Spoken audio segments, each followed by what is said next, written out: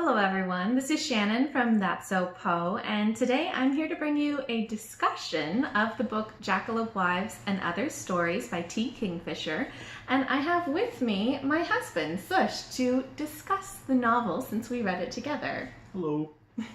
And I want to do a shout out to Maija from Maija Reads, who had originally linked some of these short stories from this collection, the Grandma Harkin stories, in her video on SFF short story recommendations, which I will link below, as well as Rachel at Kalanadi, who had reviewed this collection before and said very good things about it, and Bex and Jon at KnightHunter Books, who had recommended that we try doing a video together. They always do their videos jointly, and I think that's absolutely wonderful, but they had recommended that we do one of our videos together, so thank you to them. So, this collection was something that Sush read out loud to me, which I absolutely love. He's got a great reading voice, and it's really fun to hear his interpretation of the characters through the way that he reads. We both thought that this was a really outstanding collection of short stories for many different reasons. Yeah, for me it was a very fresh take on fairy tales, which in general is a genre that I like a lot, and it brought lots of new voices, and the character creation was so complex and good. It was a thoroughly enjoyable read. I think a lot of what made this collection special was that T. Kingfisher does such an amazing job of presenting these fairy tales in a very modern way. A lot of them take place in modern day, but it brings in a lot of folklore and magic that makes it extremely compelling. And it's like, to kind of put a concrete thing on that, you have trains and you have fairy and witches juxtaposed in the same place. And the thing is, modern technology doesn't necessarily draw away from the world. There is this kind of rustic openness about it. It really works well. And another thing that I really, this book brings back to mind is this old thought that I heard. I think it was Neil Gaiman that mentioned that there are some stories, maybe it was Terry Pratchett, there are some stories that were called true stories, which is not so much about stories of real life events, of stories about people that did things, but it's stories about humanity, it's stories about concepts and ideas. I think also throughout these stories, T. Kingfisher's voice was really interesting and unique. And because of that, I think for us, she has become a favorite new author, and we need to pick up more books by her. She has this really interesting way of having a complete mixture of serious and lighthearted, of beautiful prose and very satirical or silly sections, and it just feels like her voice is so engaging and draws such a complex world in even a few pages that it's incredibly outstanding as an author's voice. Mm-hmm. And I think for me also there was this amount of social awkwardness and slightly overthinking things that happens in some of the bits that I think really spoke to me, and it was really, really funny because you could just feel the author in those moments. And overall, I think the characters that she draws have so much depth to them, and this collection of short stories also has some, short poems, some really, really hard-hitting 1-2 page stories, or like idea pieces, you might say. And she doesn't shy away necessarily from political opinions and thoughts without necessarily being antagonistic, if that makes sense. There's even a bit where she goes on about Facebook posts and what kind of ratio of cat pictures to serious topics that you can have on it. Serious topics being more like people that you don't politically agree with posting about their politics and why they might get unfriended if they're messing up your ratio. Another thing that was really great that we both absolutely loved about this collection was the representation of women. And this is something that I find myself really paying attention to in a lot of books. And T. Kingfisher does such a great job of representing women. In particular, she has women who are such strong, no-nonsense, practical women who are just out to get things done and live their lives and not be bothered. And she has especially a great focus on older women, which I loved. Oh, and another thing that I really liked about that, the whole no-nonsense bit, and was this tiredness that some of her characters have. They're just like, oh dear God, why do I have to put up with this? You know, and it's so beautiful to see that. I think all too often you have representation of women being slaughtered up. I mean, the classic thing being the damsels in distress, but even the modern ones being the whole, badass, good stereotype women kind of a thing. Or, the female equivalent of the stereotypical male fantasy hero, which just becomes this, teenage mousy-haired girl who has unrealized magical powers. And then suddenly, all of the guys are in love with her. This is YA, basically. But, I mean, not this story, but that trope really happens in YA. And we read a lot of YA in 2018 and are happy to see different representations of strong female characters. And I think, so that really spoke to me to a large extent.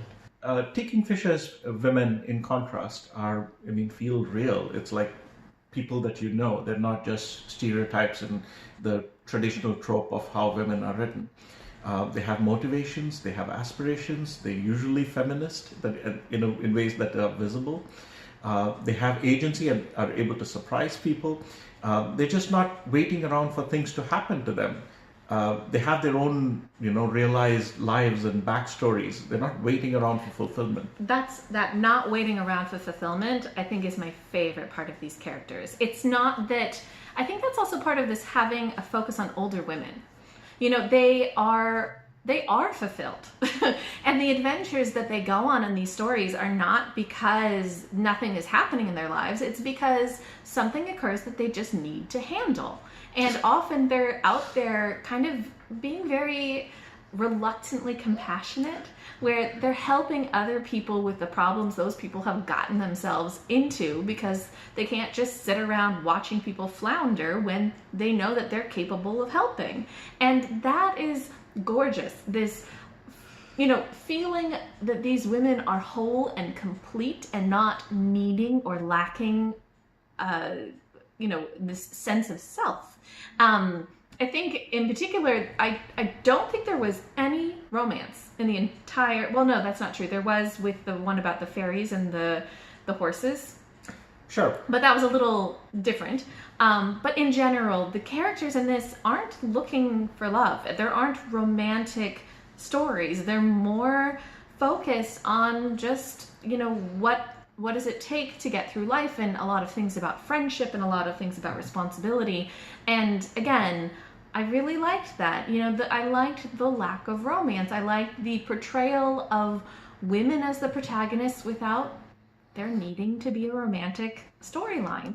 So that was, again, very fresh and very enjoyable in a fantasy setting. And associated with that, the theme of older women, we keep coming back to that, but that was one of the more beautiful parts of this story, because being older women, they have had fully realized lives, they have backstories, they have a certain amount of wisdom that has been accumulated over time, and maybe a certain amount of crustiness at times, but it's just so enjoyable to read about and see. And another book that I read a month back on was this book called A Dream Quest of Velvet Bow, and this was from a recommendation from KnightHunter Books. Yes. Absolutely loved the book and loved the portrayal of the primary character in that book, and it left me wanting more. And I think this book gives me a lot more of that. That's so true. We both, when we read that, we absolutely loved it, and this really scratched that itch. Yeah. So, and one more thing I'd add is, I think even some of the younger characters in these books, and sometimes anthropomorphic characters like birds and things like that, wind up being really like almost like old people at heart. Okay. But we are old people at heart, so we enjoyed it. Connected with us. And actually, I think what was so funny was we were reading these stories and we were thinking, I wonder how old T. Kingfisher is, and she's like a couple of years older than us. So it's not like she's as old as the characters that she writes about either. So I think that our hearts connect with her heart. This, we're old and crotchety. And we just want to like do our own thing and not be bothered. So another part of this story collection that we absolutely loved was the complexity of the characters. They were not one-dimensional. They had a lot of different motivations, a lot of different sort of moral choices that were not straightforward. And I think the idea is that there's this notion of shades of gray. But over here, there's also this notion of there is a moralizing world, there is good, there is evil. But there's also elemental, which falls outside of morality per se. It's just natural and it is being itself. And there's this notion of, well, sometimes good can be petty or boorish, and evil can sometimes be caring. And sometimes there can be good intentions that aren't necessarily realized in a good way, or that aren't necessarily what other people want. So you can be a fairy godmother, but not necessarily be appreciated by the person you're giving stuff to. Or you can be somebody who's trying to do good things and you get drawn into something that's way over your head, and maybe, who knows if you make a good difference or not. Or again, that elemental thing, especially with Grandma Harkin, I think that, she is definitely the crotchety old lady, and she is magical in a very elemental way. And she's not out there to make the world a better place or anything like that. She just wants to sit and grow her tomatoes and enjoy her life. But sometimes she gets drawn into other people's problems and has that compassion to make a difference. And so that lack of, there are good characters, there are bad characters, it's very much a mixture. And even the bad characters, or mildly bad characters, you get drawn into them. You feel their perspectives, even if a character only has a paragraph about them. Somehow they're a fully fleshed out character. You understand their motivations and who they are and what they want, and it's just this beautiful, complex world with complex characters, with complex motivations, and that layeredness of the stories makes it just reach out to you and grab you, even if it's just a couple pages long. And to kind of add to that, I think T. Kingfisher is kind of really into gardening. So, and I see especially the Grandma Harkin character as kind of like a gardener for the world. Okay, it's not that she's necessarily moralizing per se. It's that she sees these things as needing doing. Okay, just like you mentioned about needing handling, and she sees them that way. It's like a weed is not evil; it's just growing, and it just needs to be handled. And I think that's the kind of view that I see a lot of the times with the moralizing. Yeah. Things just need doing. Yeah. So another thing is that there's in many of the stories there's this undertone of horror, well, not quite horror, more like the macabre, and there's this question that you're kind of have, is this going to be a horror story? And then it's not, and then it maybe is, and so it kind of skirts the line a lot. And I feel like that's actually something that's very fun to read for me. And there are some tales which, at the end of the story, you just kind of wind up going, wait, was this a horror fairy tale western? I mean, kind of like a pirates, ninja, whatnot kind of a thing. But it's not like that's the billing of it. It's just that it's drawing freely from many genres and just kind of interweaving things as it goes along. And it's actually really beautiful and rich. Yeah, I think that I generally don't like things that are too dark. I don't know, I just get a little overwhelmed by it sometimes, but Sush really does enjoy the dark things, the horror, the suspense, the terror in a sense. And this book was just such a great match for the two of us because it had a lot of darker tales. It really did. And a lot of things where it wasn't necessarily a happy ending or it wasn't a very easy tale.